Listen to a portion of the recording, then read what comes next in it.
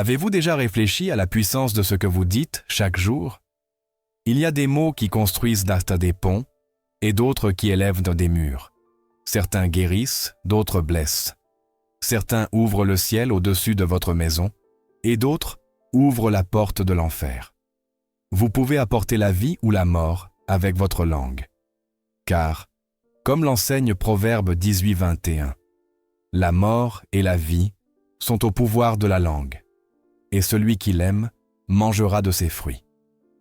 Votre foyer possède une atmosphère spirituelle, un équilibre invisible qui soutient la paix ou la détruit. Et ce que vous dites peut le renforcer ou l'empoisonner. Le père Pello, un homme de Dieu doté du don de voir l'âme humaine, disait que la maison a son propre système immunitaire spirituel et que les mots sont les virus ou les remèdes qui l'affectent. Chaque expression, chaque phrase prononcée dans la colère ou dans la tendresse a un impact qui va bien au-delà de l'oreille.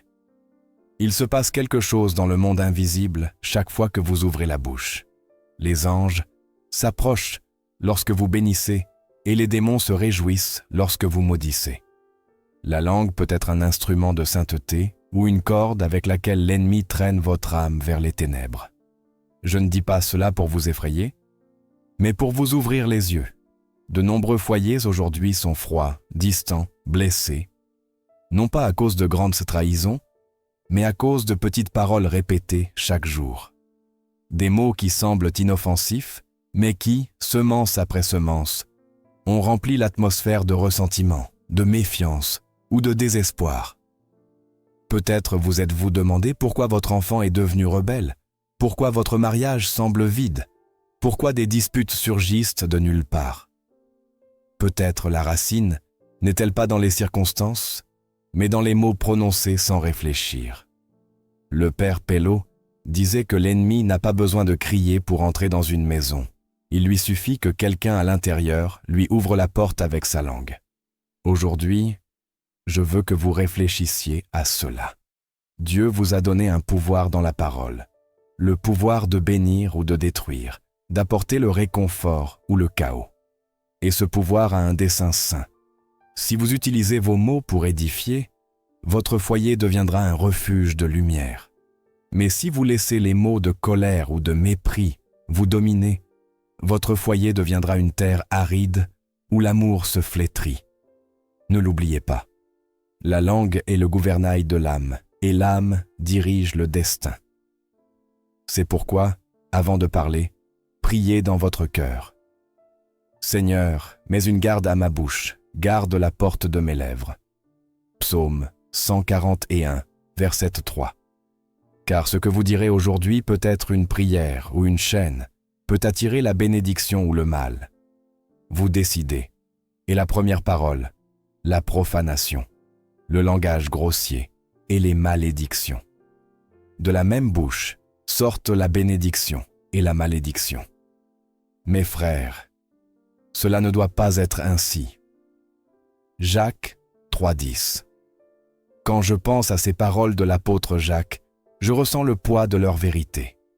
Chaque jour, des millions de personnes ouvrent la bouche sans penser au pouvoir qui en sort et, avec un simple mot, détruisent ce que l'Esprit Saint tente d'édifier.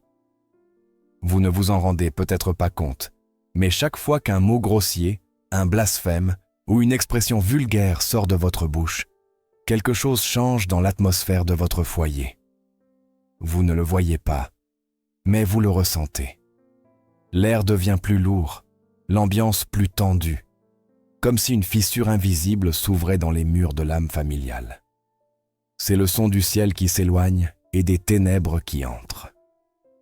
Les saints disaient « Les anges se retirent là où l'on prononce des paroles impures. » Et c'est vrai. Il y a des lieux où la prière ne coule pas, où la paix ne se ressent pas, où les disputes se répètent encore et encore sans raison apparente, parce que l'atmosphère spirituelle a été contaminée par des mots qui n'auraient jamais dû être prononcés.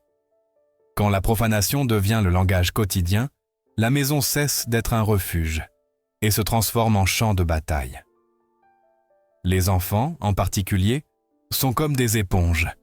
Ils ne répètent non pas seulement ce qu'ils entendent, mais absorbent la charge spirituelle de chaque mot, chaque expression grossière, chaque insulte, chaque phrase pleine de rage ou de mépris laisse une empreinte dans leur esprit. Un enfant qui grandit en entendant des gros mots n'apprend pas seulement un mauvais vocabulaire, il apprend une façon de voir le monde sans révérence, sans respect, sans gratitude. Vous pouvez croire que ce ne sont que des mots, mais pour Dieu, ils ne le sont pas. Jésus a dit « De toute parole oisive que prononceront les hommes, ils rendront compte au jour du jugement. » Matthieu 12, 36. Oui, même ces mots prononcés en plaisantant, dans la colère, dans la distraction.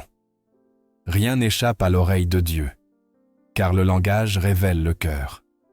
Si dans votre maison on entend fréquemment des grossièretés, des malédictions ou des moqueries, ne vous étonnez pas si peu à peu la patience disparaît, la tendresse se refroidit et le respect s'évanouit.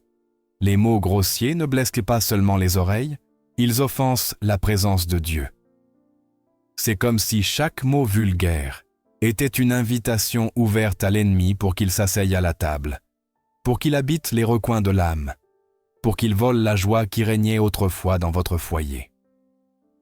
Avez-vous remarqué comment, après une dispute pleine d'insultes, le silence qui suit n'est pas la paix, mais le vide?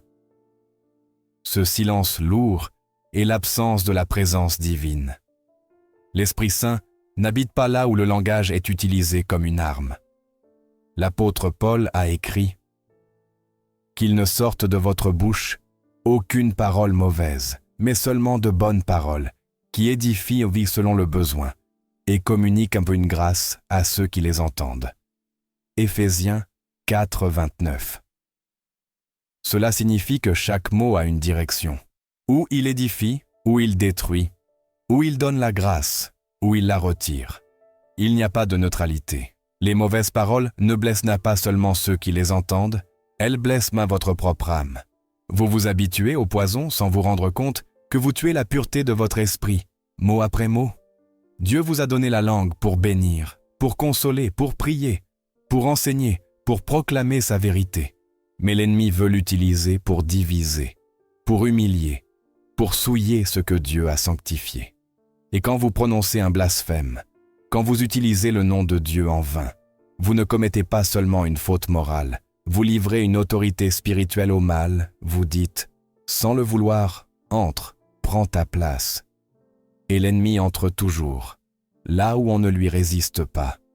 C'est ainsi que de nombreux foyers chrétiens, autrefois remplis de joie, deviennent des lieux de cris, de rancune, de portes fermées et de cœurs brisés. Tout commence avec les mots. Une insulte ici, une malédiction là, une grossièreté dite par habitude. Et peu à peu, le langage du ciel est remplacé par le langage de l'enfer. Peut-être direz-vous, mais je ne voulais pas le dire. Cependant, la Bible enseigne que celui qui garde sa bouche garde son âme. Proverbe 13.3. Car ce que nous disons ne naît pas toujours de la pensée, mais de l'habitude. Et les habitudes sont des portes. Si vous permettez au langage vulgaire d'habiter votre bouche, il finira par habiter votre esprit, puis passera à votre cœur. Alors votre prière deviendra faible, votre foi se refroidira et votre communion avec Dieu deviendra distante. Il ne s'agit pas de religion, il s'agit de relation. Comment pouvez-vous parler à votre Père céleste si votre langue est pleine de mots qui blessent sa sainteté? Imaginez votre foyer comme un temple. Dans un temple, chaque mot est de l'encens, chaque phrase est une offrande. Mais si l'encens est contaminé, le temple se remplit de fumée toxique. Il en va de même avec les mots grossiers. Ils sont comme une fumée qui étouffe la paix et prive l'âme d'oxygène.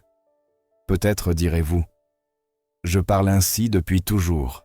Je ne peux pas changer. » Mais si, vous le pouvez. L'Esprit Saint peut changer même le langage du cœur. Le premier miracle que Dieu accomplit dans une âme repentie n'est pas toujours de guérir le corps ou d'ouvrir des chemins. Souvent, c'est de purifier la langue. Car une langue purifiée annonce un cœur transformé. Quand Isaïe vit la gloire de Dieu, il s'écria « Malheur à moi, car je suis un homme aux lèvres impures. » Isaïe 6,5. Et l'ange toucha ses lèvres avec un charbon ardent. Dieu n'a pas d'abord purifié son esprit, ni ses mains, mais sa bouche, car il savait que lorsque la bouche est purifiée, le cœur s'ouvre. Et lorsque le cœur s'ouvre, le ciel entre. Vous pouvez commencer ce processus aujourd'hui. Chaque fois que vous sentez l'impulsion de dire quelque chose de vulgaire, d'insulter, de vous plaindre avec des mots durs, arrêtez-vous une seconde et dites une prière simple. « Seigneur, mets une garde à ma bouche. » Et si la tentation persiste, prononcez une bénédiction au lieu d'une malédiction. Au lieu de crier une grossièreté, dites « Mon Dieu, aide-moi ». Ne sous-estimez pas le pouvoir de ce changement. Quand vous remplacez un mot grossier par un mot saint, l'atmosphère entière se transforme. Marie, la mère de Jésus, fut saluée par l'ange avec des paroles de pureté. « Je vous salue, pleine de grâce. » Luc 1,28. Et ces mots ouvrirent d'âge les portes du ciel sur la terre. Quand vous élevez votre voix en prière au lieu de colère, la même grâce descend sur votre maison. La prière remplace la malédiction. Et là où l'ennemi avait une entrée, les anges font désormais leur demeure. Je ne le dis pas comme un symbole poétique, c'est une réalité spirituelle. Les démons se nourrissent du langage corrompu, car dans chaque mot impur, il y a une graine de rébellion. Quand vous prononcez des grossièretés devant vos enfants, vous leur enseignez sans mots que la colère a le droit de parler. Mais quand vous répondez avec une bénédiction, même si vous avez raison de vous mettre en colère, vous leur enseignez que la grâce a toujours le dernier mot. Rappelez-vous que vos enfants n'apprennent pas seulement ce que vous leur enseignez, mais ce qu'ils respirent. Le ton de votre voix, les mots que vous choisissez sont l'air qu'ils inhalent chaque jour. Si cet air est chargé d'insultes, ils grandiront en respirant le mépris. Mais si cet air est rempli de bénédictions, ils grandiront en respirant la foi. Il n'y a pas de neutralité dans le langage. Comme il n'y en a pas dans la foi, chaque mot est un acte spirituel. Vous pouvez invoquer la présence de Dieu ou l'éloigner. Vous pouvez ouvrir le ciel ou inviter l'enfer. Jésus n'a jamais utilisé un mot vulgaire. Il n'a jamais prononcé une grossièreté, bien qu'il ait souffert, bien qu'il ait été provoqué, bien qu'il ait été crucifié injustement. Au lieu de maudire, il dit « Père, pardonne-leur, car ils ne savent pas ce qu'ils font. » Luc 23,34. S'il a pu bénir dans la douleur, pourquoi ne pourrions-nous pas bénir dans la colère? Chaque fois que vous choisissez de taire un mot grossier, le ciel se réjouit, car vous avez remporté une bataille invisible. Il ne s'agit pas de perfection, mais de transformation. Vous ne cesserez pas de dire des gros mots par votre propre force, mais parce que l'Esprit Saint prendra le contrôle de votre cœur. Et quand il régit le cœur, la langue lui obéissant. La profanation n'est pas seulement une habitude culturelle, c'est une maladie de l'âme. Mais il y a un remède. Ce remède est la prière constante, la gratitude et le pardon. Chaque merci, merci que vous prononcez purifie l'air. Chaque je te bénis reconstruit ce qu'un mauvais mot a détruit. Et chaque fois que vous prononcez le nom de Jésus, les ténèbres reculent, car le nom de Jésus est l'antidote à tout blasphème. Ainsi, quand vous sentez la colère monter dans votre gorge, ne la laissez pas sortir comme du poison. Laissez-la se transformer en prière. Jésus prend le contrôle et vous verrez comment l'atmosphère change, comment la tension se dissout, comment la paix revient dans votre foyer. N'oubliez pas, les mots sont des graines éternelles. Ce que vous semez avec votre bouche, vous le récoltez avec votre vie. Vous pouvez semer la malédiction ou la bénédiction, les ténèbres ou la lumière. Aujourd'hui, Dieu vous invite à semer la vie. Ne permettez pas que votre maison soit l'écho des voix du monde, mais le reflet de la voix de Dieu. Demandez pardon pour les mots qui ont blessé, pour les phrases qui ont souillé l'atmosphère, et recommencez. Le pardon efface l'histoire, et la grâce ouvre un nouveau chapitre à partir d'aujourd'hui. Décidez que votre langue sera un instrument de bénédiction, qu'il n'y aura pas de place pour la grossièreté dans votre foyer, car là habite l'Esprit Saint. Que vos enfants entendent des prières au lieu d'insultes. Que votre conjoint entende des paroles d'encouragement au lieu de mépris. Que chaque recoin de votre maison respire le parfum de paroles saintes. Et quand vous échouez, rappelez-vous que vous pouvez recommencer, car celui qui pardonne purifie aussi. Dieu ne cherche pas des bouches parfaites, il cherche des cœurs sincères, et quand il en trouve un, il le remplit de son esprit. Il lui apprend à parler comme le ciel parle. Alors votre foyer devient un temple, votre voix une prière, et votre vie un témoignage vivant que même les mots peuvent être rachetés. Car en Christ, tout peut être rendu nouveau, même la façon dont nous parlons. La deuxième parole, stupide, idiot, imbécile, inutile.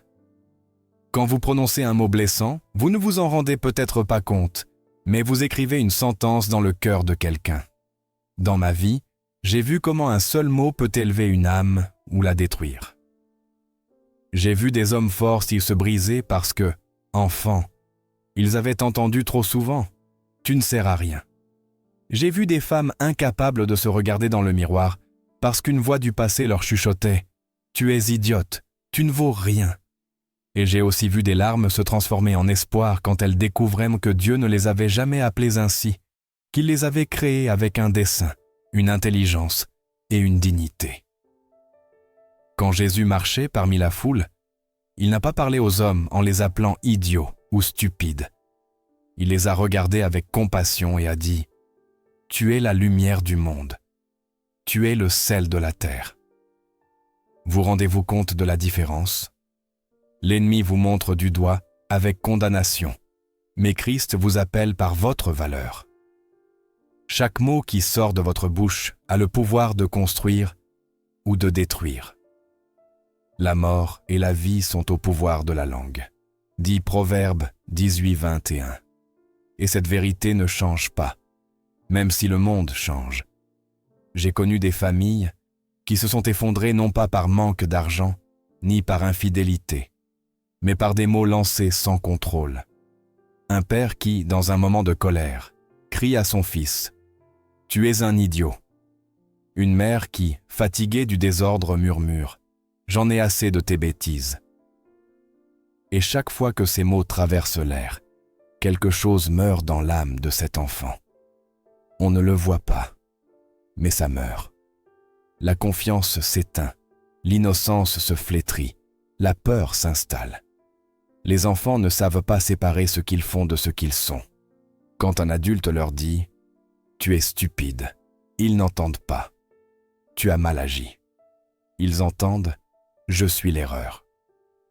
Et ce mensonge, semé au plus profond, prend racine, grandit en silence pendant des années, jusqu'à ce qu'un jour il fleurisse en insécurité, en frustration, en vide. Et ainsi ils arrivent à l'âge adulte avec un sourire sur le visage, mais un écho dans l'âme qui répète « Je ne suis pas assez ». Et savez-vous qui se réjouit quand cela arrive? Satan, car son but est de détruire l'image de Dieu en nous. Quand vous répétez des mots de mépris, même sans le remarquer, vous collaborez à son plan. Chaque mot humiliant est comme une pierre dans le mur qui sépare votre famille de l'amour de Dieu. J'ai entendu une phrase d'un vieux pasteur en Caroline du Nord. Il a dit « Il n'a pas besoin d'entrer par la porte, si tu lui ouvres toi-même la fenêtre avec tes mots. » Comme c'est vrai, le foyer où l'on crie, où l'on insulte, où l'on humilie, devient un champ de bataille spirituelle. Et l'ennemi ne combat pas avec des épées, il combat avec des mots. Mais écoutez-moi bien, la même bouche qui blesse peut guérir. Si vous avez déjà dit « Tu es un imbécile », vous pouvez dire aujourd'hui « Pardonne-moi, tu n'es pas cela, tu es une bénédiction de Dieu ». Si vous avez été celui qui a entendu ces mots, vous pouvez entendre maintenant la voix de Christ qui vous dit « Tu es mon enfant bien-aimé, en qui j'ai mis toute mon affection ». J'ai connu des mariages sauvés, simplement parce qu'un jour l'un des deux a décidé de taire l'insulte et de prononcer une bénédiction. Ce n'était pas une longue prière, juste une phrase. « Merci de rester avec moi ». Et ce petit rayon de grâce a allumé quelque chose qui était en train de mourir. Là où il y avait des blessures, a germé la compréhension, car l'amour couvre une multitude de péchés. Permettez-moi de vous raconter une histoire d'un couple que j'ai rencontré lors d'une croisade, il y a de nombreuses années. Ils étaient mariés depuis 20 ans. Mais les 5 dernières années avaient été un enfer. Il l'appelait inutile. Elle l'appelait brute. Il y avait du ressentiment, du silence, du mépris. Ils sont venus à la réunion par curiosité, non par foi. Mais quand ils ont entendu que les mots peuvent inviter la bénédiction ou le mal, quelque chose les a frappés au fond d'eux. Cette nuit-là, ils ont prié ensemble pour la première fois en années. Ils n'avaient pas par où commencer, alors ils ont simplement dit « Seigneur, purifie notre bouche, purifie notre foyer ».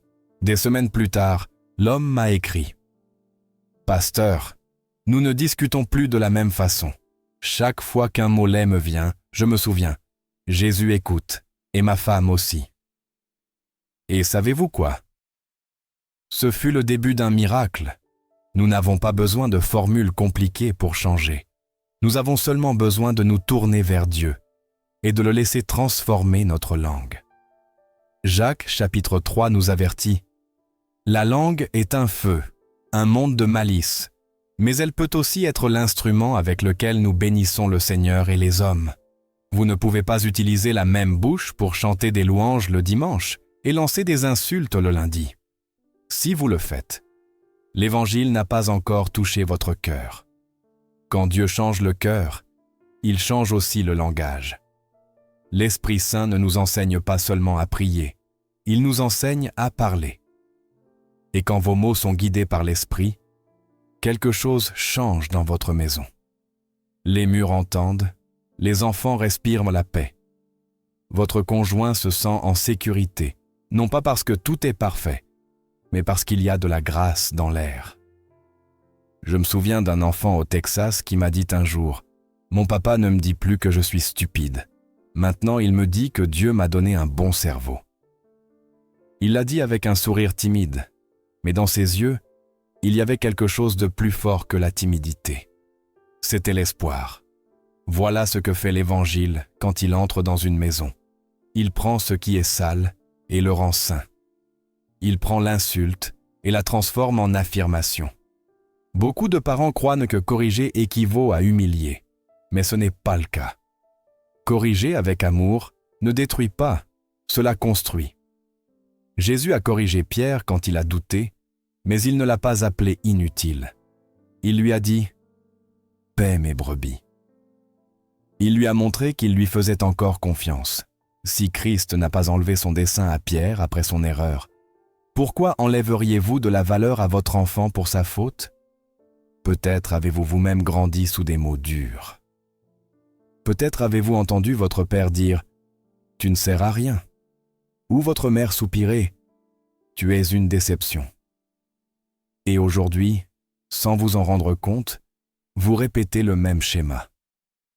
Mais vous pouvez le briser, non par la force humaine, mais par le pouvoir du pardon, car Christ est venu briser les chaînes du passé. Vous n'avez pas à être l'écho de la douleur que vous avez reçue.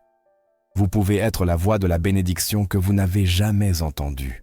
Peut-être vous demandez-vous, « Et s'il est trop tard? Et si mes enfants ont grandi en entendant mes insultes ?» Non, mon ami, il n'est jamais trop tard pour aimer, jamais trop tard pour demander pardon. Un seul mot de repentir peut effacer des années de blessures, car Dieu ne change pas seulement l'avenir, il rachète aussi le passé. Jésus a raconté une parabole sur un fils prodigue. Ce jeune homme a commis des erreurs, a tout perdu, mais quand il est revenu, le père ne lui a pas dit « Imbécile, je t'avais prévenu ». Il a dit « Apportez la meilleure robe, mettez-lui un anneau au doigt ». Ce père représente Dieu. Il ne vous appelle pas par vos erreurs, il vous appelle par votre nom.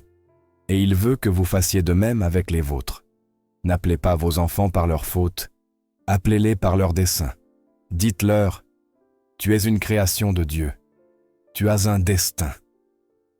Cela change l'histoire.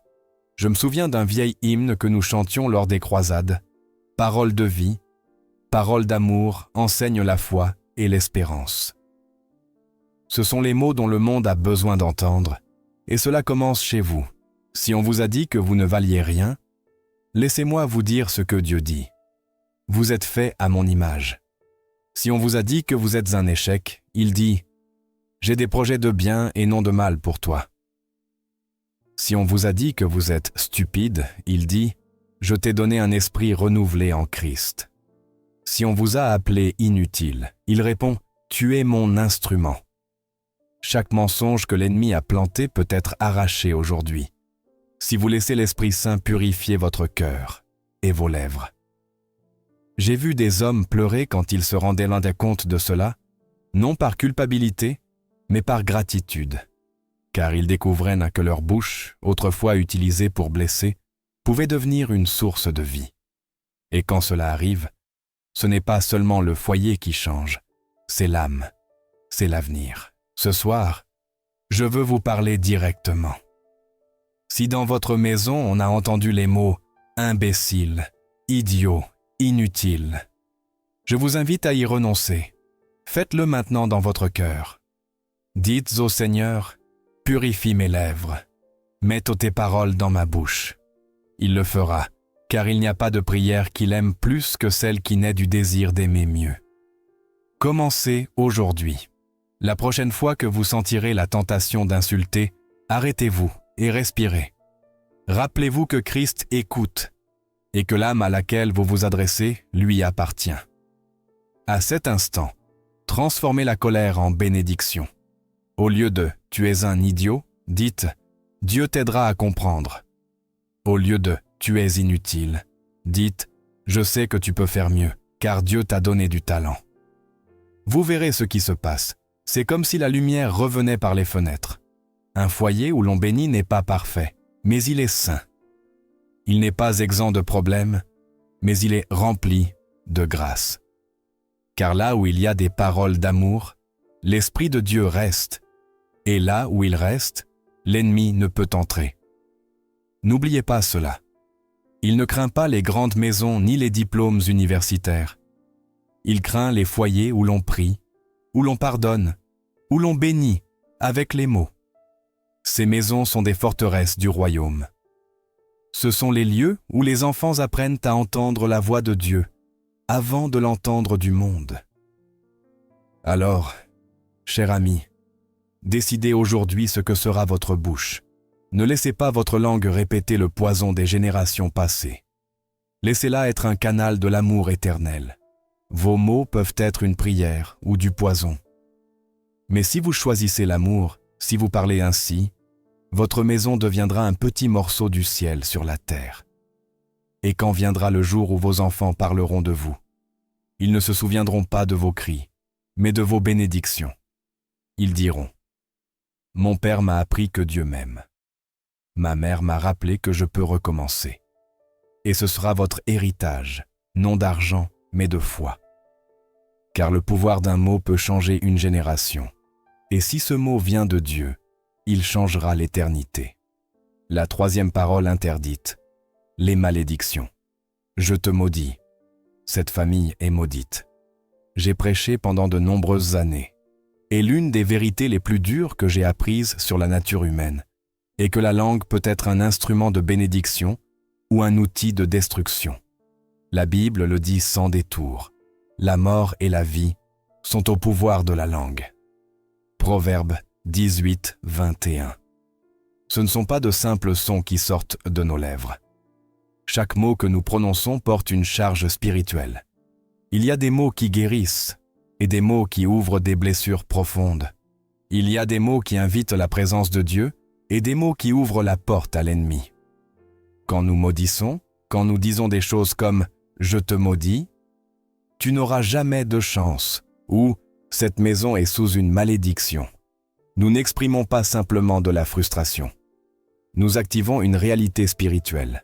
Chaque fois que nous prononçons une malédiction, aussi petite soit-elle, Nous signons un contrat invisible avec le mal, nous donnons autorité à des forces que nous ne comprenons pas pour opérer dans notre foyer, chez nos enfants, dans nos relations. Beaucoup ne le font pas avec une intention malveillante, ils le font au milieu de la colère, de la fatigue, du désespoir. Mais même si le cœur ne le veut pas, les mots ont du pouvoir. Car ce qui sort de notre bouche révèle ce qui vit dans le cœur. J'ai vu des familles entières s'effondrer, non par manque d'argent ni par maladie, mais par des mots durs répétés jour après jour. Nous échouons toujours. Rien ne va dans cette maison. On dirait qu'on est maudit. Ces phrases semblent innocentes, banales et quotidiennes, mais ce sont des graines de mort spirituelle. Et l'ennemi, rusé comme il est, se nourrit de ces graines. Il n'a pas besoin de portes grandes ouvertes. Une simple fissure lui suffit, et la fissure la plus courante se forme avec nos propres mots. Je me souviens d'une femme qui s'est approchée de moi après l'une de mes croisades. Elle avait le visage fatigué. Elle m'a dit « Pasteur, j'ai prié pendant des années, mais rien ne change.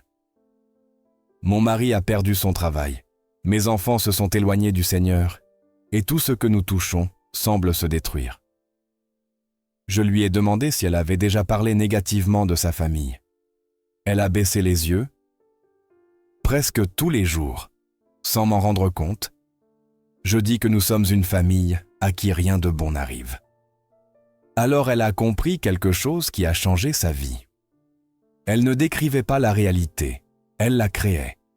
Car les mots ne communiquent pas seulement, ils construisent ou détruisent. Chaque mot de malédiction que nous prononçons est comme poser une brique dans un mur qui nous sépare de la bénédiction de Dieu. Et chaque mot de bénédiction que nous prononçons est comme ouvrir une fenêtre pour laisser entrer sa lumière. La femme a décidé de changer sa façon de parler.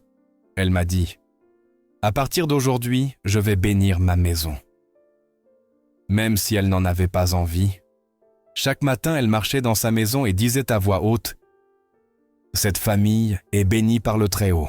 La grâce et la miséricorde de Dieu nous suivent tous les jours de notre vie. » Les premiers jours furent difficiles. Rien ne semblait changer, mais 6 mois plus tard, elle m'a écrit. Son mari avait trouvé un emploi stable.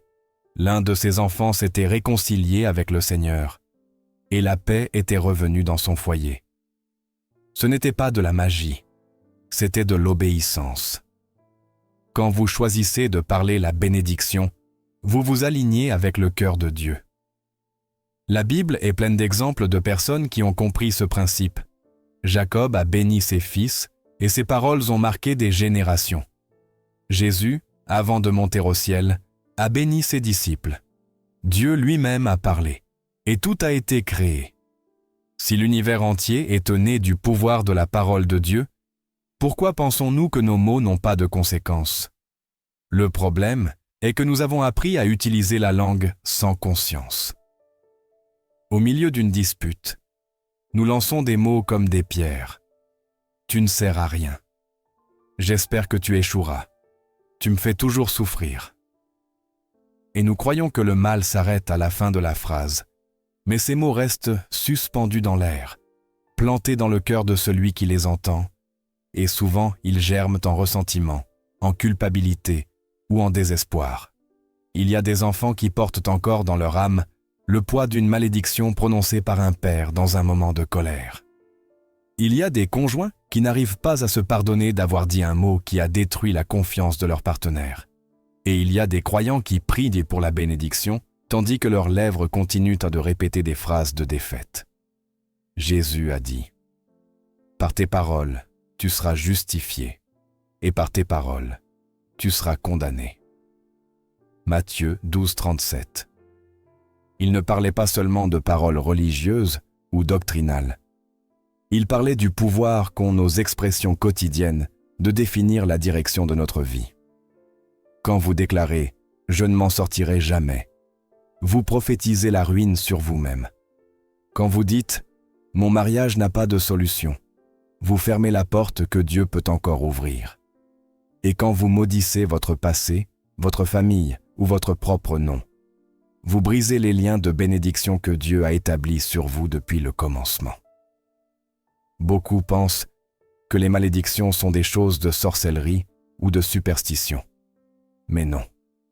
La malédiction la plus courante est celle qui sort de nos propres lèvres. Vous n'avez pas besoin d'une cérémonie obscure pour maudire. Il suffit de parler sans amour, sans foi, sans espoir. Il suffit de prononcer le désespoir au lieu de la confiance. L'ennemi profite de cela. Il écoute vos mots, et quand il entend une malédiction, il la prend comme une permission légale pour entrer. Il ne peut pas vous détruire sans votre collaboration, mais vos mots peuvent lui ouvrir la porte. C'est pourquoi le Seigneur nous avertit. Garde ta langue du mal et tes lèvres de parler avec tromperie. Psaume 34, verset 13. Quelqu'un me dira, « Pasteur, que puis-je faire si j'ai déjà maudit les autres ou moi-même » Je veux que vous écoutiez cela avec le cœur ouvert. La grâce de Dieu est plus puissante que n'importe quel mot que vous avez prononcé. Il n'y a pas de malédiction que le sang de Christ ne puisse briser. Il n'y a pas de décret de l'enfer qui puisse résister au nom de Jésus. Si vous avez utilisé votre langue pour détruire, vous pouvez l'utiliser aujourd'hui pour restaurer.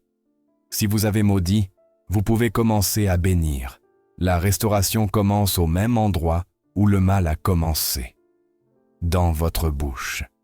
La Bible dit, si nous confessons nos péchés, il est fidèle et juste pour nous les pardonner et nous purifier de toute iniquité. 1 Jean 1,9. Confessez. Dites au Seigneur, pardonne-moi pour chaque mot qui a apporté les ténèbres. Pardonne-moi d'avoir maudit ce que tu as béni. Purifie mes lèvres, Seigneur. Remplacez la malédiction par la bénédiction. Commencez à déclarer à voix haute ce que Dieu a dit de vous. Je suis une nouvelle créature. Ma maison appartient à Christ. Mes enfants sont sous sa grâce. Aucune malédiction ne prospérera contre nous. J'ai connu des hommes qui, après des années à dire « je suis un échec », ont changé leur vocabulaire et ont commencé à dire « je puis tout par celui qui me fortifie ». En quelques mois, leur vie a pris un autre cours, non pas parce que leurs mots étaient magiques, mais parce qu'ils ont commencé à parler en accord avec la vérité de Dieu. La foi s'exprime toujours par la bouche avant de se manifester dans la réalité. Et je veux être honnête avec vous. Parfois, parler la bénédiction ne semble pas naturel. Parfois, les circonstances semblent contredire ce que vous déclarez, mais la foi ne repose pas sur ce qui se voit, mais sur ce qui se croit. Quand vous bénissez votre maison au milieu du chaos, vous exercez une autorité spirituelle. Vous dites à l'ennemi, « Tu n'as plus de droit ici. » L'une des prières les plus puissantes que vous puissiez faire est simple et profonde. Jésus-Christ règne dans cette maison et aucune malédiction ne restera. Quand vous prononcez ce nom, Jésus, l'enfer tremble, non pas parce que vos mots sont éloquents, mais parce que le pouvoir de son nom est au-dessus de toute puissance. Si vous avez senti qu'un nuage de négativité couvre votre foyer, si tout semble mal tourné sans explication, je vous invite à faire quelque chose que beaucoup oublient. Bénissez chaque pièce, non par superstition, mais par foi. Marchez dans votre maison et dites « Seigneur, cet endroit t'appartient. Que ta paix y habite. Que tes anges gardent chaque porte. Que ton esprit remplisse chaque recoin.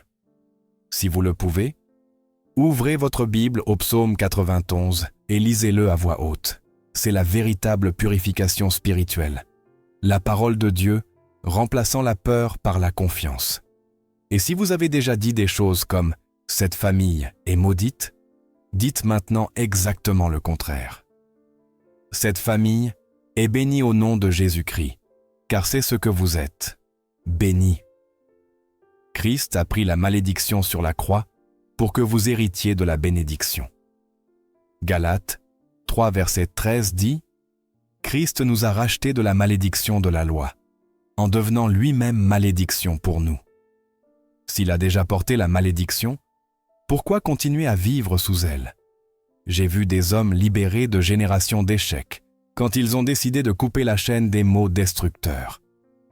Je me souviens d'un père qui, pendant des années, répétait « Dans cette famille, tout le monde finit mal ». Son fils a grandi en croyant cela et a commencé à détruire sa propre vie. Mais un jour, lors d'une réunion de prière, ce père est tombé à genoux et a pleuré. « Seigneur, j'annule toute parole qui est sortie de ma bouche contre mon foyer. » À partir de ce jour, une nouvelle histoire a commencé. Le fils a quitté la drogue, la famille a été restaurée. Tout a commencé par une confession et une nouvelle façon de parler. Il n'est pas trop tard pour vous. Peut-être avez-vous dit des choses dont vous avez maintenant honte. Peut-être avez-vous blessé ceux que vous aimez le plus, mais l'Esprit Saint peut vous apprendre à parler à nouveau. Il peut mettre dans votre bouche des paroles de vie. Isaïe a dit « Alors il touchera ma bouche et dira « Voici, cela a touché tes lèvres, et ta faute est ôtée. » Isaïe 6:7. Le même feu qui purifie peut aussi inspirer. Aujourd'hui, je veux que vous vous souveniez de quelque chose. Vos mots ont le pouvoir d'établir l'atmosphère spirituelle de votre foyer. Si vous parlez de défaite, vous vivrez dans la défaite. Si vous parlez de foi, la foi grandira. Si vous parlez d'amour, l'amour se multipliera. Mais si vous parlez de malédiction, l'ennemi trouvera un terrain fertile. Choisissez bien ce que vous semez avec votre langue. Et pendant que je parle, peut-être sentez-vous dans votre cœur un fardeau, une culpabilité, une tristesse pour les mots que vous avez dits. N'ignorez pas cette voix. C'est l'Esprit de Dieu qui vous appelle au repentir, non pour vous condamner, mais pour vous libérer. Jésus n'est pas venu pour pointer vos erreurs, mais pour vous donner une nouvelle chance. Là où vous êtes, vous pouvez prier avec moi. Seigneur Jésus, je reconnais que j'ai souvent utilisé ma bouche pour blesser, pour maudire, pour détruire. Pardonne-moi. Purifie mon cœur et mes lèvres. Brise toute parole de malédiction que j'ai prononcée sur moi-même, sur ma famille, sur les autres. Aujourd'hui, je choisis de parler la vie. Je déclare que tu règnes dans ma maison. Je déclare que ta bénédiction remplace toute malédiction. Remplis-moi de ton esprit pour parler avec amour, avec foi, avec espoir, au nom puissant de Jésus. Amen. Cette prière peut sembler simple, mais le ciel l'écoute. Quand un cœur s'humilie, le Seigneur répond. Les chaînes invisibles commencent à se briser, et ce qui était un foyer de conflit peut devenir un refuge de paix. Rappelez-vous, chaque fois que vous sentez la tentation de maudire, arrêtez-vous et bénissez. Quand vous voulez dire « tout est perdu », dites « Dieu a le contrôle ». Quand vous avez envie de crier « je te maudis », dites « je te pardonne ». Non pas parce que l'autre le mérite, mais parce que vous méritez d'être libre. La malédiction maintient le cœur captif. La bénédiction le libère. La malédiction obscurcit l'esprit, la bénédiction l'illumine. La malédiction détruit des générations. La bénédiction les rachète. Et c'est l'œuvre de Christ. Transformer la mort en vie, les ténèbres en lumière, les paroles de condamnation en paroles d'espoir. Aujourd'hui, en ce moment même, vous pouvez recommencer. Votre passé n'a pas le dernier mot. Jésus l'a, et sa parole sur vous est claire. Tu es mon enfant bien-aimé, en qui j'ai mis toute mon affection. Si vous croyez cela, si vous le prenez pour vous, chaque phrase que vous direz à partir d'aujourd'hui pourra être un canal de sa grâce. Parlez la vie, parlez la foi, parlez l'amour, et vous verrez comment votre foyer, peu à peu, deviendra un autel où Dieu habite. La 4e parole interdite. La haine, la prison du cœur. J'ai vu le pouvoir de la haine détruire des vies plus rapidement que n'importe quelle maladie du corps. La haine n'empoisonne pas seulement l'âme, elle contamine chaque recoin du foyer où on la laisse grandir. La Bible nous dit « Celui qui dit qu'il est dans la lumière et qui est son frère est encore dans les ténèbres. » 1 Jean 2,9. Et dans un autre passage, nous lisons « Là où il y a de la haine, Dieu ne peut habiter. Là où il y a du ressentiment, sa paix se retire. Là où il y a de la rancune, son amour ne peut couler. » Beaucoup pensent que la haine est une réaction naturelle, une forme de défense face à la trahison ou à l'injustice. Ils disent « Je ne suis pas méchant, je suis juste blessé. » Mais la haine n'est jamais un refuge. C'est une prison. Elle enferme l'âme, endurcit le cœur et éteint la voix de Dieu au plus profond de notre conscience. Il n'y a pas de place pour la présence divine, là où le ressentiment s'est installé comme maître. J'ai parlé à des maris et à des épouses qui m'ont confié « Je ne peux pas pardonner ce qu'il m'a fait ».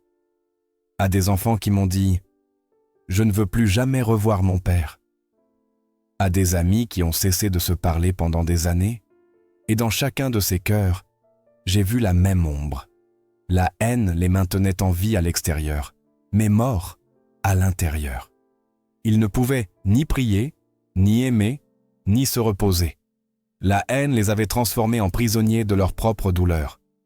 Jésus nous a enseigné quelque chose de radical. Aimez vos ennemis, bénissez ceux qui vous maudissent, faites du bien à ceux qui vous haïssent. Matthieu 5,44.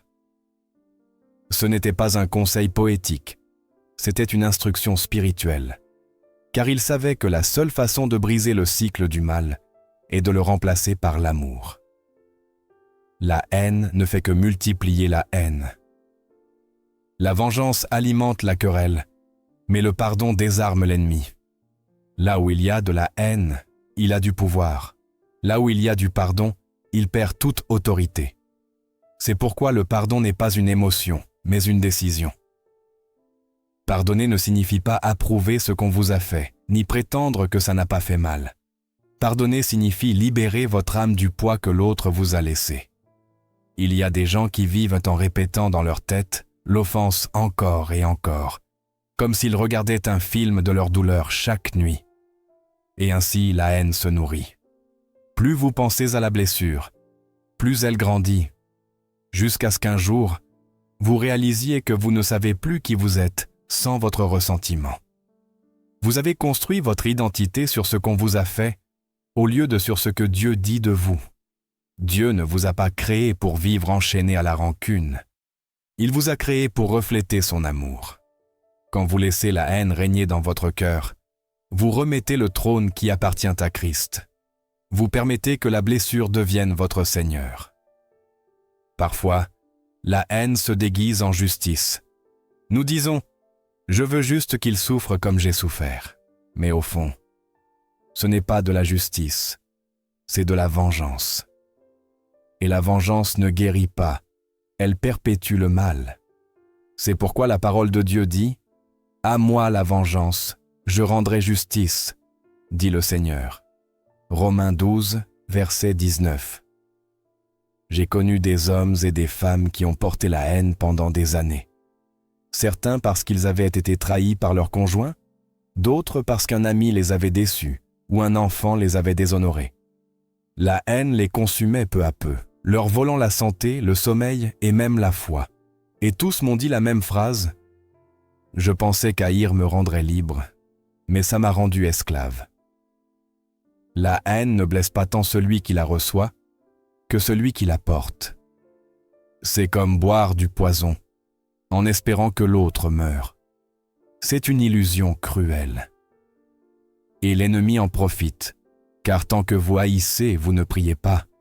Tant que vous haïssez, vous n'aimez pas. Tant que vous haïssez, vous n'entendez pas la voix de l'Esprit. Je me souviens d'un père que j'ai rencontré lors d'une campagne évangélique. Il pleurait inconsolablement. Il m'a dit « Pasteur, je n'en peux plus. Je hais mon propre fils. » Son fils était accro à la drogue. Il avait volé de l'argent à la maison. Il avait menti. Il les avait humiliés. Dans sa colère, le père lui avait crié « Je te hais. Tu me fais honte. J'aurais préféré que tu ne sois jamais né. » Et cette phrase le tourmentait chaque nuit. Je lui ai pris la main et je lui ai dit vous ne haïssez pas votre fils. Vous haïssez la douleur que votre fils vous a causée. Mais l'amour que Dieu a mis dans votre cœur est toujours là, enseveli sous la blessure. Je lui ai demandé de prier, pas une longue prière, mais une prière sincère. Seigneur Jésus, enseigne-moi à aimer comme tu aimes. Aujourd'hui, je choisis de ne pas haïr. Cette prière a marqué le début d'un miracle. Au cours des semaines suivantes, le père a commencé à parler différemment. Chaque fois que son fils faisait quelque chose de mal, au lieu de lui crier « Tu me dégoûtes », il disait « Je suis déçu de tes choix, mais je crois encore que Dieu peut changer ton cœur. » Ce ne fut pas facile. Il y eut des rechutes, des larmes, des nuits sans sommeil, mais peu à peu l'atmosphère changea. Le garçon qui fuyait auparavant la maison commença à revenir. Une nuit, il entra en pleurant et dit « Papa, je veux être différent. » Ce que ni la force, ni les punitions, ni les menaces n'avaient accompli, l'amour l'a fait, car l'amour a du pouvoir là où la haine échoue. L'amour ne nie pas la douleur, mais il choisit quelque chose de plus grand, l'espoir. L'apôtre Jean a écrit « L'amour parfait bannit la crainte » 1 Jean 4, 18. J'ajouterai « L'amour parfait bannit aussi la haine » car là où Christ habite, il n'y a pas de place pour la rancune. Il a été trahi, battu, crucifié. Et pourtant, il a dit « Père, pardonne-leur, car ils ne savent pas ce qu'ils font. » Si le Fils de Dieu a pu pardonner à ceux qui l'ont cloué sur la croix, comment ne pourrions-nous pas pardonner à ceux qui nous ont offensés? Le pardon n'est pas une faiblesse, c'est une force spirituelle. Il faut plus de pouvoir pour aimer celui qui vous a blessé que pour le haïr. N'importe qui peut haïr. Seul un cœur transformé par Christ peut aimer. Et je veux vous parler directement.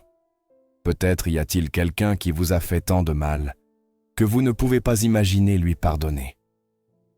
Peut-être une mère cruelle, un conjoint infidèle, un enfant rebelle. Et vous portez depuis des années. Je ne le hais pas, mais je ne veux plus jamais le voir. C'est aussi de la haine déguisée. Et tant que vous maintiendrez ce mur, vous ne connaîtrez pas la pleine liberté que Christ vous offre. La solution commence par une prière simple. Jésus, enseigne-moi à aimer comme toi. N'attendez pas de le ressentir. Vous n'avez pas besoin d'émotion, vous avez besoin de décision. Commencez petit à petit. Je choisis de ne pas haïr. Répétez cela chaque jour, même si ça fait mal. L'Esprit Saint fera le reste. Rappelez-vous que le pardon ne change pas le passé, mais il change votre avenir. Il n'efface pas ce qui s'est passé, mais il guérit ce qui est resté blessé. Quand vous pardonnez, vous brisez le cycle du mal et vous permettez à la grâce d'entrer là où il n'y avait que des ténèbres. Parfois, nous pensons que pardonner est faire une faveur à l'autre. Non. Le pardon est un cadeau pour vous. C'est la clé qui ouvre la porte de votre propre cellule. C'est le geste qui vous libère du contrôle de la haine. Et quand vous pardonnez, vous ressemblez plus à Christ que jamais. J'ai vu des miracles naître du pardon. Un homme qui haïssait son père pendant 30 ans pour l'avoir abandonné, quand il a enfin prié « Père, je te pardonne », a ressenti une paix qu'il ne connaissait pas. Il a dit « Pour la première fois, j'ai dormi sans rancune. » Et peu après, son propre fils, qui s'était aussi éloigné, est revenu vers lui. La réconciliation s'est multipliée, car le pardon est contagieux. Il engendre la vie là où il n'y avait que ruine. La haine, en revanche, est un héritage amer. Si vous ne la coupez pas, vous la transmettrez à vos enfants. Ils apprendront à haïr comme vous avez haï. Et un jour, ils répéteront vos mots, vos gestes, vos blessures. C'est pourquoi il est urgent d'arrêter le cycle aujourd'hui. Quelqu'un dans la famille doit dire « Assez, plus de haine ici. Ici commence le pardon. » Jésus a dit « Heureux les artisans de paix, car ils seront appelés fils de Dieu. » Matthieu 5,9. Cela signifie que chaque fois que vous choisissez la paix au lieu de la rancune, vous reflétez la nature de votre Père céleste. Voulez-vous savoir comment briser la haine? en aimant, en priant, en bénissant celui qui vous a maudit, pas avec des mots vides, mais avec foi. Dites au Seigneur, « Je ne peux pas l'aimer de mes propres forces, mais toi, tu peux aimer à travers moi. » Et vous verrez comment, peu à peu, votre cœur change. Il y a une histoire dans la Bible qui me touche toujours. Étienne, le premier martyr chrétien, était lapidé. Tandis que les pierres frappaient en son corps, il leva les yeux au ciel et dit « Seigneur, ne leur impute pas ce péché. » Actes 7,60. C'est la victoire de l'amour sur la haine. Quand vous pouvez regarder en face celui qui vous a blessé et demander à Dieu de le pardonner, l'enfer perd. Peut-être ne faites-vous pas face à des pierres, mais les mots des autres vous ont profondément blessé. Peut-être quelqu'un vous a trahi et la douleur saigne encore. Laissez Christ entrer dans cette blessure. Il ne l'ignore pas, il l'a guéri. Sur la croix, il a porté non seulement vos péchés, mais aussi vos ressentiments. Chaque clou qui a percé sa chair est la preuve que vous pouvez être libre. Si aujourd'hui vous ressentez de la haine dans votre cœur, ne la cachez pas. Remettez-la au Seigneur. Dites-lui, « Jésus, cette haine me tue. Enlève-la, ôte-la de moi. » Et il le fera. Peut-être pas en un jour, mais il commencera à guérir ce que vous ne pouvez pas. J'ai appris que quand vous priez pour la personne qui vous a blessé, quelque chose se brise en vous. Au début, c'est difficile, les mots coincent, mais pendant que vous priez, Dieu transforme le poison en remède. Un jour, vous vous surprendrez à penser à cette personne sans douleur, et ce sera le jour où vous aurez vaincu la haine. La haine est une prison invisible. Le pardon est la clé qui ouvre la porte, et Christ est celui qui vous donne cette clé. Il vous dit aujourd'hui, « Venez à moi, vous tous qui êtes fatigués et chargés, et je vous donnerai du repos. » Matthieu 11, 28. Apportez votre rancune à la croix. Vous en sortirez libre. Imaginez un instant comment serait votre foyer s'il y avait de la compréhension au lieu de la haine. S'il y avait de la prière au lieu de reproches, des paroles de réconfort au lieu de paroles blessantes. L'atmosphère changerait. Les murs qui entendaient autrefois des cris entendraient-ils des louanges. L'air deviendrait léger, car quand l'amour entre, il doit sortir. Et je veux terminer cette partie en vous parlant au cœur. Peut-être pensez-vous qu'il est impossible d'aimer celui qui vous a brisé, mais l'amour de Dieu ne repose pas sur les mérites. Il vous a aimé quand vous étiez encore son ennemi, et cet amour est disponible pour couler à travers vous. Fermez les yeux un instant et priez avec moi. Seigneur Jésus, je reconnais que la haine a vécu dans mon cœur. J'ai gardé des ressentiments, j'ai souhaité du mal, j'ai fermé mes oreilles à ta voix. Pardonne-moi. Aujourd'hui, je choisis de lâcher ce poids. Je ne veux pas être esclave de la rancune. Je veux vivre libre. Je veux vivre en paix. Enseigne-moi à aimer comme tu aimes. Remplis mon cœur de ton esprit. Que là où il y avait de la haine, il y ait du pardon. Que là où il y avait de la rancune, il y ait de la lumière. Au nom de Jésus. Amen. Si vous avez fait cette prière, quelque chose a commencé à changer en vous. Vous ne le ressentez peut-être pas immédiatement, mais le processus de liberté a commencé. Chaque fois que le ressentiment voudra revenir, répétez « Je choisis de ne pas haïr ». Et cette décision, répétée encore et encore, formera en vous le caractère de Christ. Rappelez-vous, la haine n'a pas le dernier mot. L'amour, oui. Et cet amour a un nom. Jésus. La 5e parole interdite, honte, déshonneur, disgrâce, nier la grâce de Dieu. Il y a des mots qui non seulement blessent, mais qui volent l'identité que Dieu a donnée à l'être humain. L'un des plus destructeurs est quand nous disons à quelqu'un « Tu es une honte, tu es une disgrâce pour cette famille, tu nous fais mal voir ». Peut-être est-ce dit dans un moment de colère, peut-être avec l'intention de corriger, mais ce que ces phrases communiquent est bien plus grave que ce que nous imaginons. Dans le langage de l'âme, le mot « disgrâce » signifie littéralement « sans grâce ». Et quand nous disons à quelqu'un qu'il est une disgrâce, nous déclarons qu'il est hors de portée de l'amour et de la faveur de Dieu. C'est un mensonge direct de l'ennemi, car personne, absolument personne, n'est hors de portée de la grâce. Peu importe jusqu'où vous êtes tombé, peu importe la gravité de votre erreur ou la profondeur du péché, la grâce de Christ va toujours plus loin. Quand une mère, un père ou un leader spirituel appelle quelqu'un une honte ou une disgrâce, il ne blesse pas seulement le cœur de cette personne. Il contredit ce que Dieu lui-même a dit. La Bible affirme « Là où le péché a abondé, la grâce a surabondé. » Romains 5,20. La disgrâce n'a pas le dernier mot.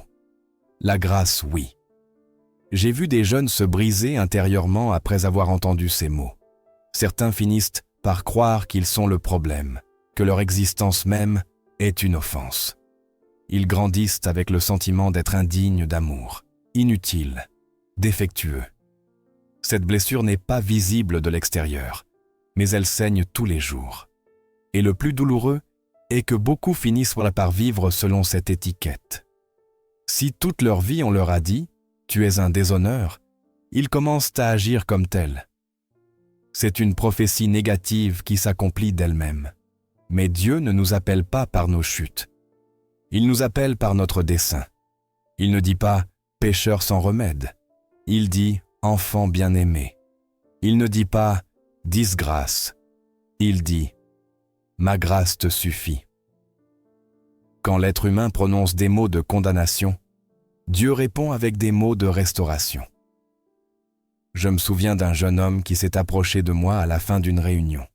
Il avait les yeux éteints. Il m'a dit « Toute ma vie, on m'a appelé la honte de ma famille. J'ai commis des erreurs, c'est vrai, mais maintenant je crois que je n'ai plus de remède. » Je l'ai pris dans mes bras et je lui ai répondu avec des mots qui n'étaient pas les miens, mais ceux de l'esprit.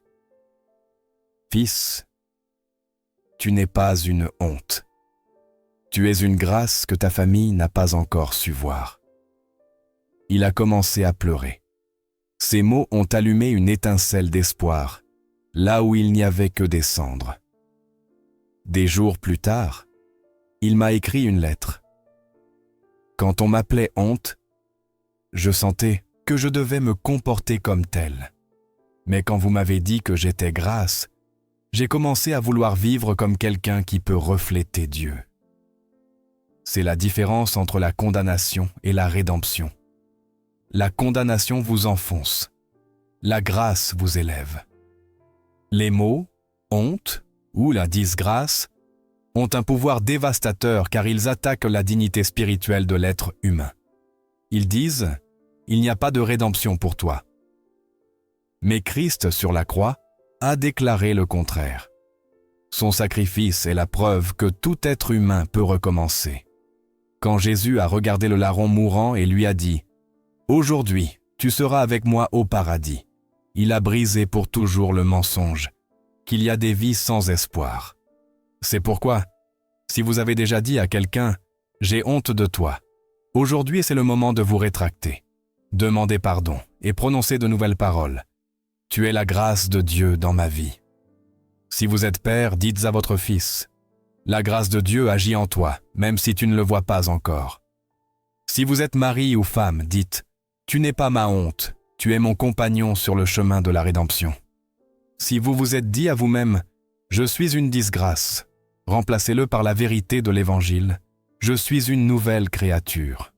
Ce qui est ancien n'est passé, tout est devenu nouveau. Et chaque mot qui sort de votre bouche a le pouvoir de façonner une identité. Utilisez ce pouvoir pour élever, non pour enfoncer. Parlez de vos proches comme Dieu parlerait d'eux, avec amour, avec espoir, avec dessein. Dites, tu es créé de manière merveilleuse. La grâce de Dieu est active en toi.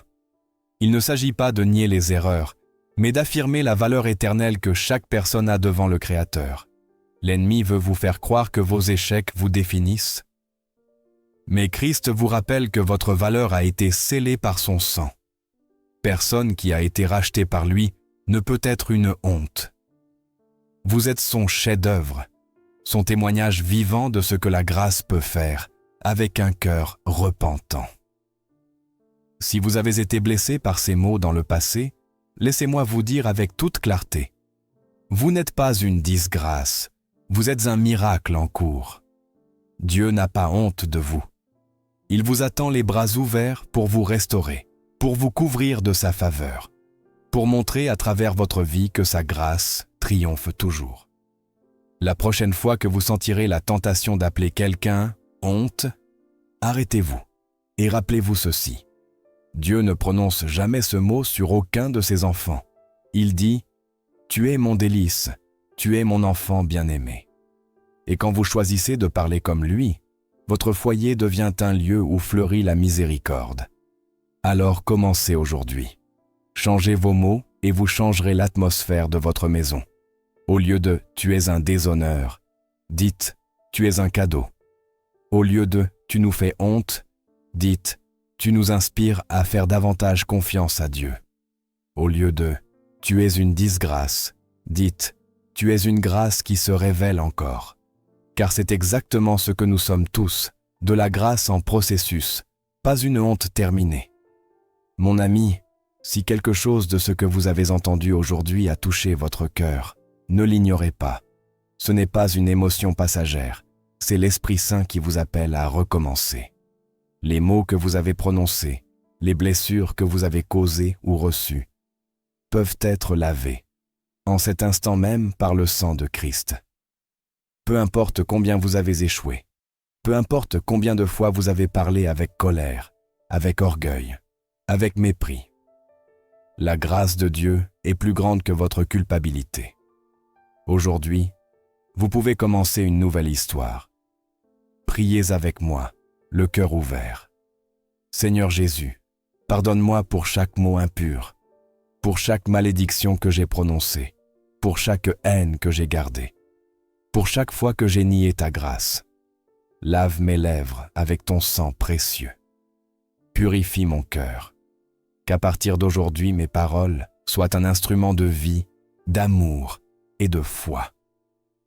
Esprit Saint, habite dans mon foyer. Apporte ta paix, ta lumière, ta présence. Remplis chaque pièce de ta gloire. Sois le centre de notre famille. Amen. Vous n'avez pas besoin de grands discours pour changer le monde. Vous avez seulement besoin de commencer par votre maison. Les mots que vous prononcerez ce soir peuvent être le début d'une transformation spirituelle dans votre famille. Parlez avec tendresse. Bénissez vos enfants. Pardonnez à celui qui vous a blessé. Déclarez que Christ règne dans votre foyer. Et si ce message a touché votre vie, partagez-le. En le faisant, vous devenez un messager de l'Évangile. Écrivez dans votre cœur et aussi sur vos réseaux. Merci Seigneur Jésus, de m'avoir enseigné le pouvoir de mes paroles. Que chaque publication, chaque conversation soit une graine de lumière dans un monde qui a besoin d'espoir. Dieu peut utiliser votre voix pour guérir d'autres voix. Votre témoignage peut être l'étincelle qui réveille la foi chez quelqu'un qui est aujourd'hui au bord de l'abîme. Parlez la vie, parlez la foi, parlez l'amour. Soyez un canal de sa grâce. Que le Seigneur vous bénisse et vous garde. Que son visage brille sur vous et que la paix de Christ habite pour toujours dans votre foyer. Au nom de Jésus. Amen.